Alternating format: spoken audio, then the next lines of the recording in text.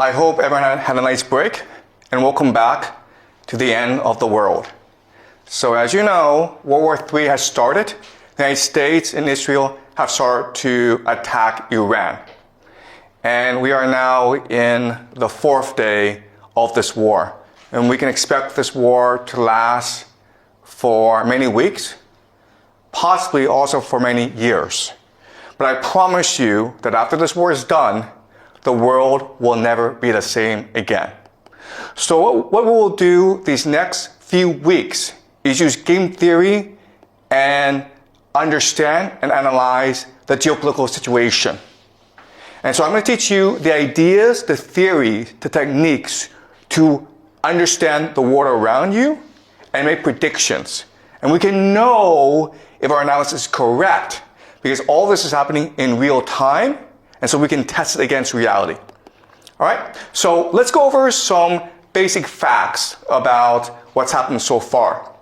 So in the early morning of Saturday in Tehran, the Israelis and Americans launched a decapitation strike against the Ayatollah Khamenei, who is the supreme leader of Iran. Now, there are arguments and disputes about as to what happened. The Americans and Israelis said that they had real intelligence about where the leader was, and so they sent airplanes to just bomb the crap out of the place. They also had a spy who was able to record the body of the dead Ayatollah, and then this was announced. At first, the Iranians denied this, and the Iranians insisted he was still alive. But eventually, state media admitted that he did die in the airstrike. But then what they also said is that the Ayatollah, he's 86 years old, and he chose to die. He could have gone to Moscow, but instead he chose to stay in Tehran and die for his people. But not only that, but he died along many of his relatives. He died along with his daughter, his son-in-law, his grandchildren. So many of the family died in this assault. Also, there's been reporting that he had prostate cancer. Okay, so he was going to die fairly soon as well. So what you need to understand first about the war is that even though the Americans and Israelis claim great success in decapitating the leadership of the Iranians, from the Iranian perspective, this is a martyrdom, okay? And so the religion of the Iranians is called Shia Muslim. And this is different from Sunni Muslim. So Sunnis are the majority. They're about 9% of all Muslims in the world. The Shia have always been the minority. And as such, they've always been persecuted. So in the Shia faith, the core value, the force that binds everyone together and gives them purpose and meaning in life, that galvanizes them into action, is the idea of martyrdom, which forces jihad. You sacrifice yourself for your religion, sacrifice yourself for the common good. So think of the death of Khamenei as a sacrifice, a self-sacrifice, in order to motivate the Iranians in this war, okay? So that's the first thing you need to understand. That for the Iranians, this is not a geopolitical war. This is not an economic war. This is not a war of resistance. This is a jihad. Okay? It's a war against the great Satan to avenge their leader. They will fight to the death. All right? That's number one. Number two is this. Also that morning, when the Ayatollah was killed, the Israelis struck a school in the south of Tehran, killing about 150 school children. These are girls in primary school. And again, there's a lot of debate and argument as to what happened. The Israelis said that, first of all, the school was next to a military base. We were targeting the military base. And second of all, it wasn't us which struck the school. It was a air defense missile that went off course. Okay? And the Iranians insisted no. The Israelis purposefully attacked the school to kill the school children. And then you're like, why would the Israelis do that? But then these few years, Well, we've seen what they've done in Gaza, in Palestine to the Palestinians. And it's pretty consistent what the Israelis have been doing. All right? So this action against the Israelis, it's meant to show to themselves and the world that we are now all in. Okay? We've made the sacrifice. We are now committed to this war, to winning this war at all costs. And this action has also provoked the Iranian people to resist with their full might. Okay? So I want you to keep this in mind. And again, we don't have complete evidence that it's the Israelis who did this. But given past actions from the Israelis, this is fairly consistent with what they've done. Okay? So we can assume that this is something the Israelis did. Why they did this, what the purpose is something we will discuss as we move on. Okay? It's very complicated. Next, I want to show you this. This is Dubai. And Dubai is considered one of the wealthiest, safest cities in the world. There are thousands, tens of thousands of Westerners who move to Dubai because it's clean, you don't pay any taxes, you make a lot of money, and there are great restaurants. And this is really the economic model of Dubai. It's one of the GCC countries, okay? The Gulf coastal countries. And for the longest time, Dubai had a really good deal because they were under the protection of the American military. So they didn't have to pay for defense. And then they were in the Middle East, which is the oil producing center of the world. And so they focus on aviation. They focus on logistics. They focus on finance, on tourism. They became extremely wealthy, right? I'm not sure if you've taken Emirates, one of the best airlines in the world. So their airport, Dubai Airport, is the busiest in the world. And Dubai, for the longest time, was flourishing under American protection. And Dubai said to the world, listen, we're like Switzerland. We're neutral. We don't want any involvement in any wars. We're here just to take care of our citizens, to make sure everyone has a good time, to make money. And then right after the war started, the Iranians attacked the GCC, okay? Dubai, Abu Dhabi, Bahrain, Qatar, Kuwait, they attacked these places. And these places were like, what's going on? We're neutral, man. We're not involved in this war. And the airport was shut down in Dubai. At one point, the rich people in Dubai were willing to pay about $250,000 US just to get on a plane and get out of there. Okay? So, the reality is this. For the longest time, Dubai had a reputation for being safe, and that's why people moved their money there. Guess what, guys? After what the Iranians did, it's dead. Dubai as a city, in the long term, it is dead. Because you're a wealthy Westerner, you're not going to move to a place where it could be attacked anytime by the Iranians. You might move to Singapore, you might move to Hong Kong, Japan, South America, but you're not moving to Dubai, okay? So the big question for us is, why did the Iranians do this? It was the Israelis and the Americans who attacked you. Why go after the GCC? All right? And not only that, but they're escalating the attacks against the GCC. So this is something that we will look at very closely today.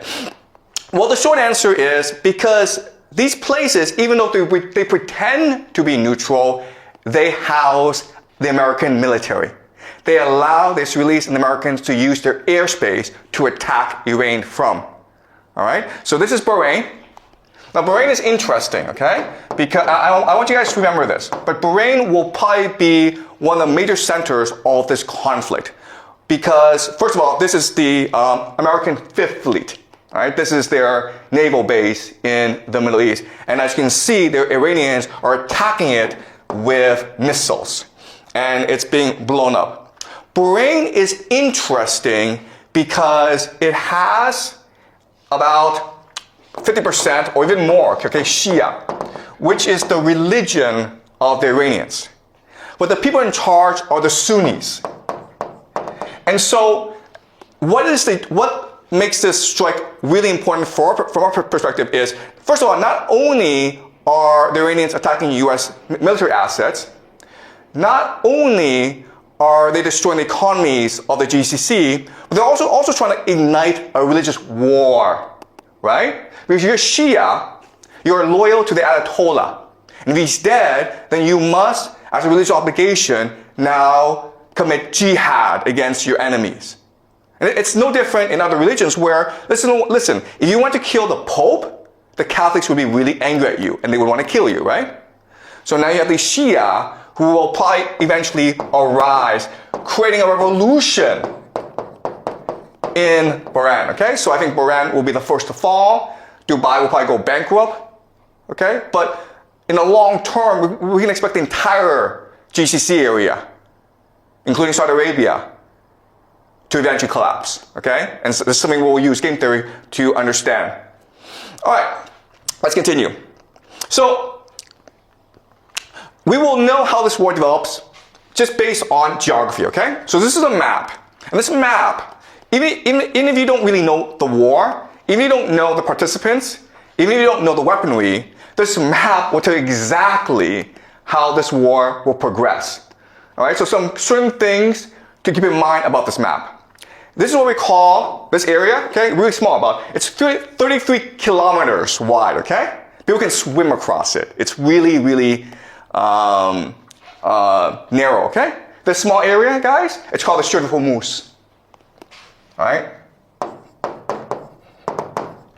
And it's important because it's really the center of the world. This one area is the nexus, the pivot of the world. Let me explain why. First of all, from the GCC, you have 20% of all the world's oil flowing through this narrow strait. Where does it go, guys? It goes to Asia, India, Pakistan, South Korea, China, Japan. India depends on 60% of its oil from this area. China depends on 40%. Japan, 75%. Prime Minister Takaichi of Japan has said that, listen, if the Strait of Hormuz closes, we will run out of oil in about 8-9 months. The entire Japanese economy would collapse in 8-9 months if the Strait of Hormuz were to close. And guess what? The Iranians have closed the Strait of Hormuz. Okay? So we can expect that the entire global economy will suffer greatly over the next few months. All right, so that's point number one. Point number two is, okay, so the GCC sends oil across the Strait of Hormuz, and what do they get back in return? Food, guys. All right, so people don't appreciate the GCC, but it is really the linchpin of the American empire. Because what is the American empire? The American empire is the petrodollar. All right? The idea of the petrodollar is this. The US dollar is worth nothing. It's only valuable if people want it. But the GCC says that if you want oil from us, you have to pay us in US dollars. Okay? Then that is the basis of the value of the US dollar. So, if the GCC collapses, the American economy and the American empire both collapse at the same time. The problem, though, is that GCC is an artificial construct of empire. It does not exist naturally. Why? Because there's no food, there's no oil, no water. Okay, guys? No food, no water. So these cities are able to grow in the millions because of all these petrodollars flowing in. If you close off the Strait of Hormuz, there's no food coming in, right? They're all going to starve. How much food does the GCC get from overseas? 80%. 80% of all the food it consumes comes from overseas, that it imports. It does not grow by itself, it imports. All right? So the Strait of Hormuz is really key. And again, the Iranians will close it in order to strangle the global economy and therefore bankrupt the American empire. All right. Second thing you will notice is these mountains. These mountains is what we call Iran. All right, this is Iran. This is GCC. Okay, this is not a fair matchup, right? Because these are mountains. And what can you do in mountains? Well, you can hide rocket bases. You can hide drone bases. You can hide missiles. And that's the entire Iranian offensive strategy. All right? From here, they can hide missiles and drones from which to attack the GCC. And what are they attacking? They're attacking three things, right? They're attacking American military bases. American military bases. That's number one. Okay? Is it possible for the Americans to defend against these attacks? The answer is no. They're not. It's not. It's the silliest thing in the world. You have all these bases in the Middle East, but you cannot defend them against the Iranians. That's kind of strange. Okay, but that's number one. Number two is oil and energy. How hard is it to blow up an oil field with a drone? Not hard at all. Can you defend these oil fields? No, you cannot. All right? Number three, and this is most important, is water. Okay? You guys don't know this, but the GCC has little access to fresh water.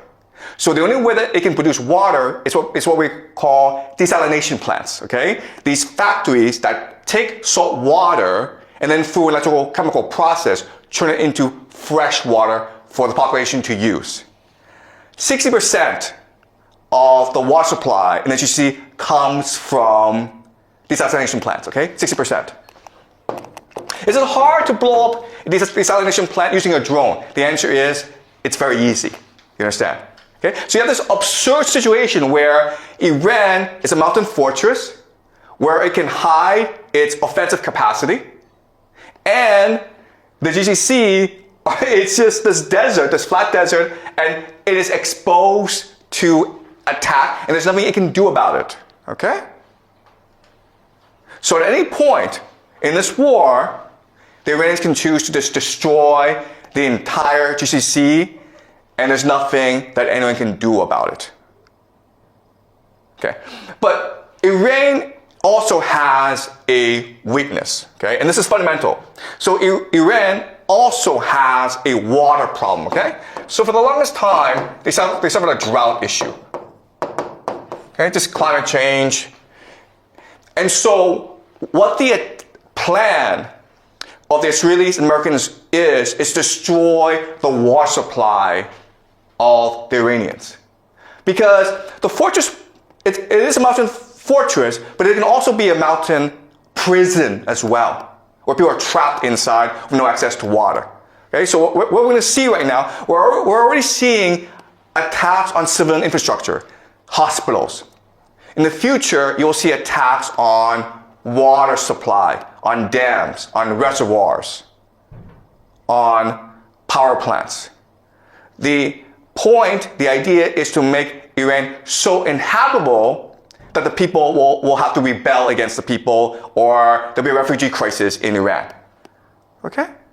So as you can see from this map, this war, it is the end of the world. Okay? Both sides have the potential to destroy each other. And it's really a question of how far do they want to go. All right? We can also say this is almost a game of chicken. Okay? We can blow each other up. How far do you want to go? And the problem is this. The problem is that the Iranians are Shia, which believes in martyrdom. And you've killed the religious leader, the Ayatollah Khamenei. So they're willing to go very, very far. The GCC countries are Muslim, but they're materialistic. They love money. And also, most of the population are expatriates, foreigners. 90% of Dubai are foreigners. Guess what's going to happen if they suffer? They're all going to run away. Okay? So this is not a fair matchup. The big question that people have is, first of all, are the Americans going to use ground troops? Because the only way that you can defeat Iran is by using ground troops, okay? That's a big question we will look at over the next few weeks. Will America send its army, 500,000, 2 million soldiers to topple the government? Okay, that's question number one. Question number two nuclear weapons.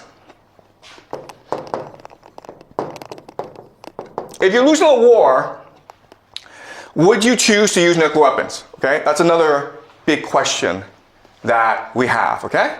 Another big question that we have is who gets involved? Because this situation is so dire that Europe, okay, specifically Germany, France, and Britain are talking about entering this war. And guess what?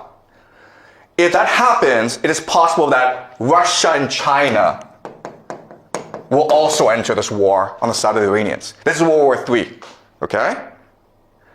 Because of the importance of the Strait of Hormuz, because of the importance of the Middle East, everyone has to get involved at some point. And we're going to use game theory to really try to understand what's happening on the ground and where this could lead us. Okay? All right. You guys understand? All right. All right. Let's continue. Okay, so again, there are American bases all over the Middle East. And originally, these bases were established to protect them from basically their own people. Okay? These are monarchies that were imposed on these nations by the Anglo-American Empire, the British first, and then the Americans came to support these monarchies. And so they provide defense. But then you're like, wait a minute here. I mean, didn't we just say that these American bases can't actually defend these people, that they're exposed? And the answer is, yes, that's true. But remember that the American military was built during the Cold War. Okay? And the Cold War was a war between the Soviet Union and America. And so the Cold War was defined as something called MAD, mutually assured destruction, because both had nuclear weapons, okay? So they didn't really go to war against each other. And so in other words, these bases aren't really meant to defend these nations from other enemies. They're really meant to impose American authority in the Middle East, okay? And it's the idea of this. It's the idea that empire, it is really a image. It is a hallucination. It's just an idea. Empire is it's an aura of invincibility and invisibility, okay? If you fear it, then you obey it. But it's not really designed to fight a war, okay? And so that's why we have this absurd situation. And because there are so many bases in the GCC, that gives the Iranians the perfect pretext to attack them in order to destroy the GCC economy, which will destroy the American empire, right? All right, so this is how the war is shipping out, okay? So the red is the Israelis and the Americans. The yellow are the Iranians. And as you can see, the Iranians are attacking everywhere, primarily Israel, okay? But also, as you can see, a lot of focus on Bahrain and Qatar. And again, the intention is to destabilize the economy and the government. Okay? It's to try to get as much instability as possible. All right? Okay, and as you can see, the Americans and the Israelis are focused on Tehran. And so the Americans and the Israelis use something we call shock and awe. And the very idea of shock and awe is you decapitate the enemy. You cut off the head, the body will fall down. Okay? The problem, though, is, again, the Iranians see this as a religious war. And so the Iranians have announced total war. Okay? And so what this means is that right now, command and control in Iran is decentralized. There's no one person telling everyone what to do. Every region has its own orders, has its own strategy. And so if you knock out Tehran, everyone else keeps on going. So if you take off the head, it doesn't change anything. Okay? But unfortunately, the Israelis and Americans use this as a military doctrine. Military doctrine just means how you design your military for what purpose.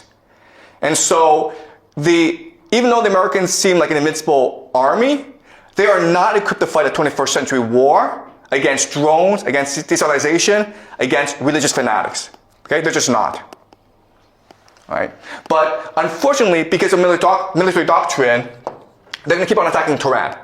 Now, the great irony of all this is that the Iranians who would be most supportive of regime change, are actually in the cities, because they are educated, they're progressive. The people who are most fundamentally against you, will fight you to the death, are religious fanatics, the Shia militants, living in the rural areas. Okay? So this is a really silly thing where you are actually destroying those who will most likely support you, and you're leaving alone those who are most likely to commit jihad against you. All right? Any questions so far, guys? Are you clear? All right. So another idea that I want you guys to understand is the idea of asymmetry. Asymmetry. All right. So what is asymmetry? Asymmetry means that the two sides are choosing to fight different wars using different techniques because one is much stronger than the other. Okay. America is a great empire. It has unlimited resources. It has the USD. It controls the world, right? Iran is a country that has been under economic sanctions for the past 45 years. It's poor. Its technology is very limited, okay? But as we learn in this class, actually, those nations that are poor actually have more energy. They're more open, and they're more cohesive. All right, so let me give you an example. This is what we call the Shahad drones. Shahad drones. Each of these drones costs $50,000 at most, okay? At most. It can go as cheap as $35,000 US. But one of them is $50,000. As you can see, you can fit a lot of these drones to a truck that can go anywhere in Iran. And they can hide anywhere. All right? So the thing to understand is, first of all, these drones are cheap. They're easy to make. They make about 500 a day. Okay? And estimates are about there's 80,000 right now that the Iranians have. So they can go on for a long, long time. Okay? And one of these drones, again, can knock out a desalination plant. It can knock out an oil field. It can knock out a hotel. It can do a lot of damage. Okay? And it's easily transportable. You can hide it anywhere. You can use it from anywhere. Okay? And that's what the Iranians are using as an offensive weapon. And how do the Americans defend against this? They use something called a THAAD, right? Right, guys? This is what they use. THAAD. THAAD stands for Thermal High Altitude Air Defense. And they also have like Patriot systems. There's a lot, okay? The thing that you need to know about the system is it's really expensive. This missile, guys, costs $1 million.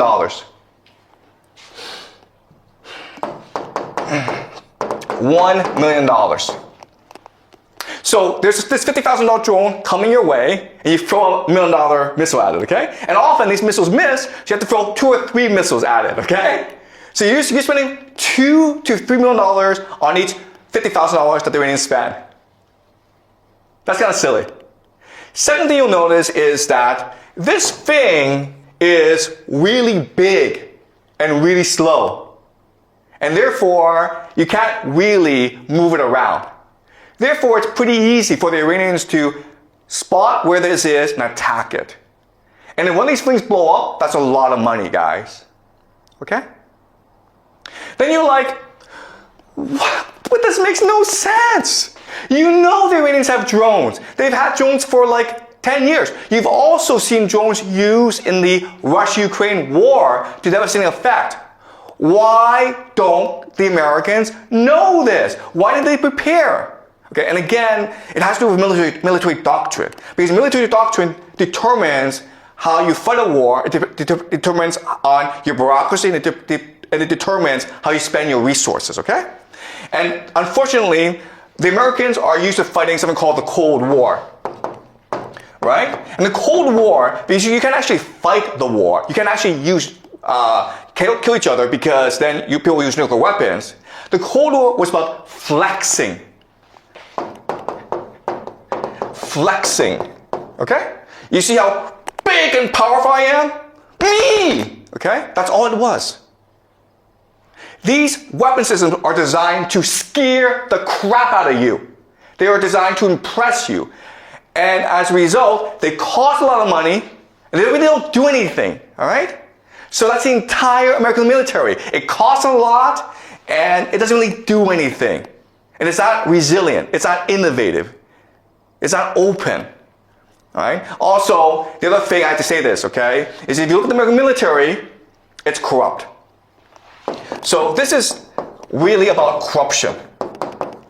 So the Americans don't really care about winning a war. What they care about is spending as much money as possible because then they get a cut.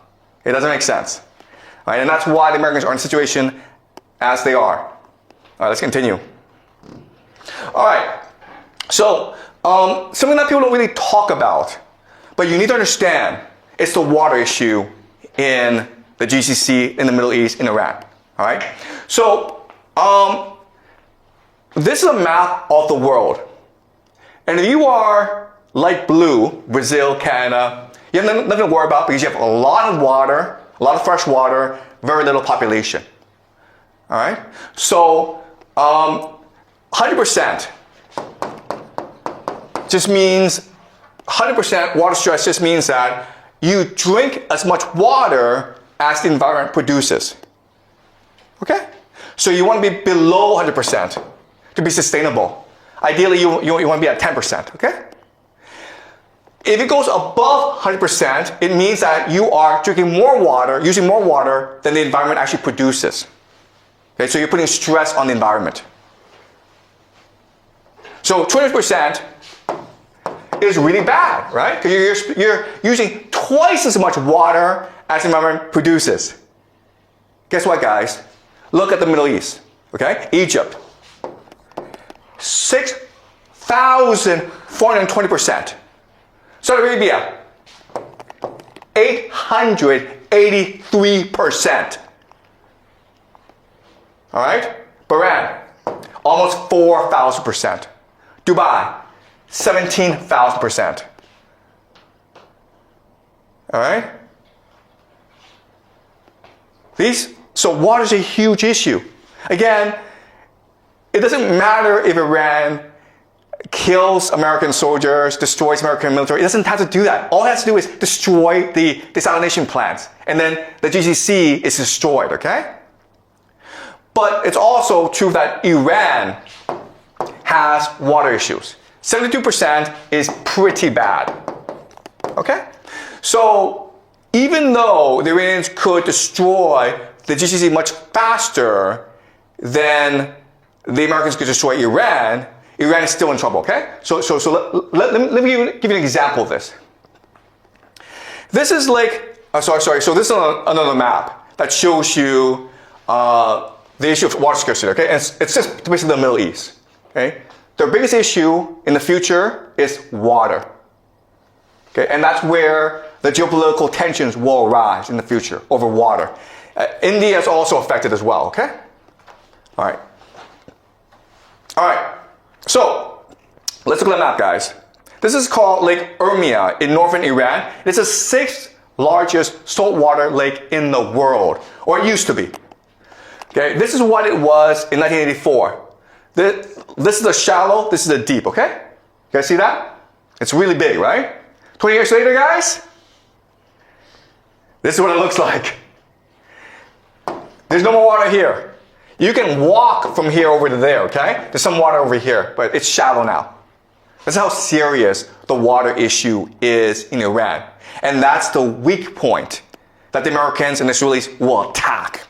All right? They want to make sure that Iran has no access to fresh water, which will cause devastation in their nation. Okay, that's strategy number 1. Strategy number 2 is this. This is a map of the different ethnic minorities in Iran. As you can see, it's a very diverse place. In the center are the Persians, but you also have 10 other groups as well. And in the borderlands, it's basically a different country, right? Like, these are basically different countries. And so these places have more common areas with their neighbors than they do with Iran. Okay, so the second weakness of Iran. The first is the water. The second is the ethnic makeup of the country. So the strategy of the Americans and the Israelis moving forward is to destroy Iran as a coherent nation state, divided into ethnic enclaves, and have them fight over water. That is the grand plan of the Israelis and the Americans. Okay. All right. This is the vision where Persia is limited, and then all these other places are sponsored by the Americans and the Israelis. They're given money, they're given weapons, they're given political support, and then this war will wage over water forever. Okay? And this is how you destroy Iran and make sure Iran is no longer a viable threat to you. That is the plan of the Americans. Okay? As you can see, it's a pretty evil plan. And that's why they have not announced it. Right? Because if you announce it, you're like, why are you doing this? What did the Persians, what did the Iranians ever do to you to warrant you coming and destroying their civilization? And the answer is nothing. Right? So the Americans, Israelis will never admit they're doing this. But if you look at the map of water supply, of ethnic tensions, this is the optimal game theory strategy for them to use against Iran. Okay, does that make sense? This is a long-term plan that they have in place. And it's all moving towards this plan. But now the question then is, how can the Iranians respond to this? And the answer is this. This is a map of the Muslim world. Okay? So the light green are the Sunni people. Okay? That's 90% of the entire Muslim population, about 2 billion people. Okay? Then you have in dark green the Shia. So as you can see, the main place of the Shia is Iran. Okay? Iran is one of the few Shia nations in the world. But you can also see from this map that Shia are spread throughout the world. Okay? And so the first thing that the Iranians want to do is create a jihad to unite all the Shia against the American empire. All right? So what they want to do is create an uprising. And it's already happening, guys.